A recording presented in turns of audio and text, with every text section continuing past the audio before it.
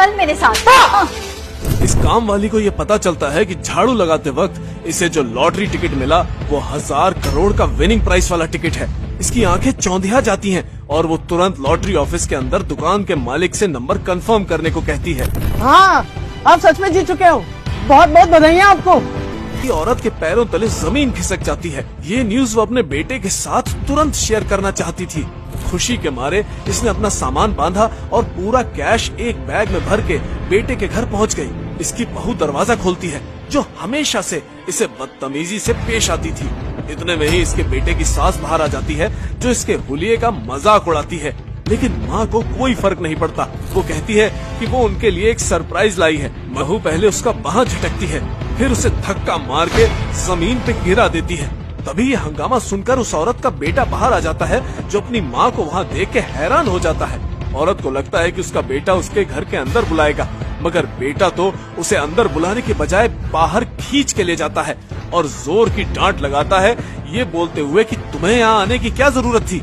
माँ उसे कैश से भरा बैग देने की कोशिश करती है, मगर वो उसकी एक नहीं सुनता है और कहता है कि दोबारा यहाँ कभी मत आना। बेटे को अंदाजा भी नहीं है कि उसने रातों रात अरबपति बनने का सुनहरा मौका खो दिया है। इतनी जिल्लत के बाद भी औरत बुरा नहीं मानती है। वो जानती है क्योंकि वो एक मामूली कामवाली है, इस कारण से उसके बेटे को उसकी बीवी और सास के हाथों हमेशा जलील होना पड़ा है। यही सोचकर वो डिसाइड करती है कि अपने बेटे के लिए वो एक घर खरीदेगी। पैसे उठा के वो घर खरीदने निकल पड़ती है। वो लोगों से रास्ता पूछती है, मगर उसके हुलिये के कारण कोई उसे आस पास भी नहीं आना चाहता। इत्तेफाक से शहर के सबसे रईस आदमी वहीं पास में होता है और उसकी हालत देख उसकी मदद करने आता है। मैंने सुना आप सिल्वर गार्डन के बारे में पूछ रही थी। जी जी साहब, मैं आपकी हेल्प कर सकता हूँ। एक्चुअली वो लेकिन तभी उसे हार्ट अटैक आ जाता है और वो वहीं गिर जाता है। वो औरत उसकी बताई हुई दवाई निकाल के उसे खिलाती है और जल्दी ही वो आदमी ठीक हो जाता है। उसे संभाल कर वो वहाँ से चली तो जाती है, लेकिन उसे कोई आइडिया नहीं कि अभी जो उसने किया उससे उसकी जिंदगी ही बदल जाएगी। वो जब घर खरीदने पहुँचती है तो वहाँ के लोग भी उसे उसके हुलिये के कारण धक्का मार के बाहर निकाल देते हैं, लेकिन वहाँ का सीनियर मैनेजर उसकी हालत देखकर उसकी मदद करता है। वो उसे अंदर ले जाकर घर दिखाता है और वो वहाँ का टॉप विला सेलेक्ट कर लेती है। इतना ही नहीं, वो वहीं पे अपना कैश का भरा बैग खोल देती है और वहाँ सबकी आंखें फटी की फटी रह जाती हैं। उस विला के बिकने की खुशी में पूरा ऑफिस को सजाया जा रहा होता है और तभी उसका बेटा वहाँ पहुँच जाता है। ये सजावट देखकर उसकी बीवी, जो उस ऑफिस में काम भी करती है, अपनी कलीग से पूछती है कि क्या हो रहा है। वो बताता है कि एक औरत ने कैश में वहाँ का सबसे महंगा विला खरीद लिया है और मैनेजर ने उन्हें वीआईपी ट्रीटमेंट देने को कहा है। तभी वो औरत उनके सामने आ जाती है और लड़के की बीवी को लगता है कि वो उनका पीछा कर रही है। मैं पीछा करते हुए नहीं आई हूँ बहू, मैं तो यहाँ घर खरीदने आई हूँ। यहाँ किसी को काम वाली नहीं चाहिए काव्या, और मैं तुम्हें तुम्हारी औकात दिखाते चली जा रही हूँ, पर तुम समझ ही नहीं रही हो। यहाँ तुम एक घर क्या, एक टॉयलेट भी नहीं ले सकती। मैनेजर साहब मदद कर रहे हैं मुझे कागज बनवाने में। अभिषेक से अभी के अभी यहाँ से बाहर निकालो। माँ तुम यहाँ क्यों आई? चल। अरे सुन अभी बेटा, के अभी जाओ। तू मेरी बात नहीं समझ रहा है। मैं यहाँ घर लेने आई हूँ बेटा। अभिषेक, अगर ये अभी के अभी यहाँ से नहीं गई ना तो मैं तुम्हें डिवोर्स दे दूँ। सुना तुमने? माँ क्यों मेरी बेइज्जती करवा रही है तुम? मैंने तुमसे कभी कुछ कहा है कि मुझे कुछ चाहिए? प्लीज प्लीज माँ चली जाओ यहाँ से। तू इसे दे डिवोर्स। अरे जब देखो जब तेरी बेइज्जती करती रहती है। अरे हम बहुत अमीर हो गए हैं, मेरे पास पैसे हैं। तू चल यहाँ से, चल। माँ प्लीज चलिए जाओ यहाँ से। तू चल मेरे साथ। आज तो पक्का डील डन करके ही रहूंगा।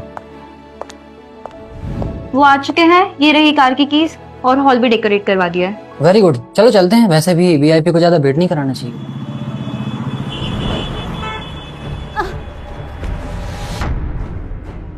अभिषेक, मैंने तुम्हें पाल पोस कर इसीलिए नहीं बड़ा किया कि तुम ये सब करो।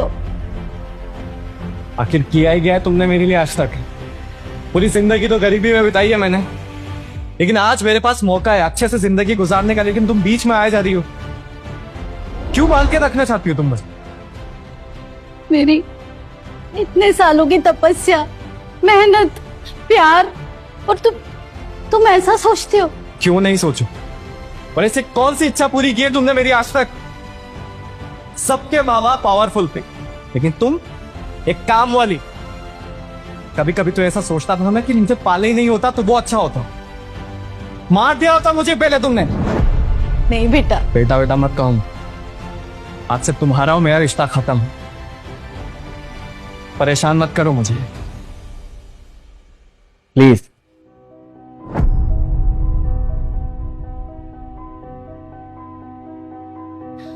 आज से तू मेरा बेटा नहीं है, और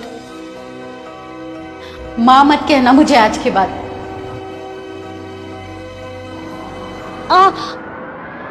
तुम्हें किसने बोला यहाँ से जाने के लिए? क्या चाहिए तुम्हें अब? ये फ्लोर देख कितना गंदा हो रहा है। तुम्हारी वजह से मैं एक वीआईपी से मिलने में लेट हो गई, तो अब तुम ये साफ करो। कहाँ गंदा है फर्श? रिया ने बोला गंदा है तो गंदा है। तुम चाहते हो कि मैं ये फर्श साफ करूं? इतने सालों नाजों से पाला है तुम्हें, तुम ऐसा कर रहे हो मेरे साथ? फिर वही बात, लगता है तुम्हारे गरीब से दिमाग में ना बात फिट नहीं हो रही है। इस सिल्वर गार्डन को तुमने गंदा किया है माँ। इसे बिना साफ किए तो नहीं जा सकते तुम। तुम्हें इंसानियत नहीं है क्या? तुम ऐसा कैसे कर सकते हो मेरे साथ? वाह, तुम एक सफाई करने वाली हो, भूल गई क्या? ये तुम्हारा काम, साफ करो इसे। ध्यान रहे सब कुछ अच्छे से हो, वीआईपी को कोई प्रॉब्लम ना हो, सब कुछ अच्छे से होना चाहिए। मैं आज तक किसी के आगे नहीं झुकी हूँ, और तुम लोगों के आगे भी नहीं झुकूंगी। बहुत जिद्दी हो ना तुम। अभी तुम्हारी जिद निकालती हूँ। स्टाफ, इसे नीचे बिठवाओ और इसे सफाई करवाओ। जल्दी से नीचे बैठो और साफ करो। अरे इतनी आती होंगी, जल्दी साफ करो। अरे छोड़ो मुझे, छोड़ो। अभिषेक, उसकी प्रॉब्लम क्या है? समझते क्यों नहीं है? समझाओ इसे। छोड़ो मुझे। सफाई करो इसकी। रुक जाओ।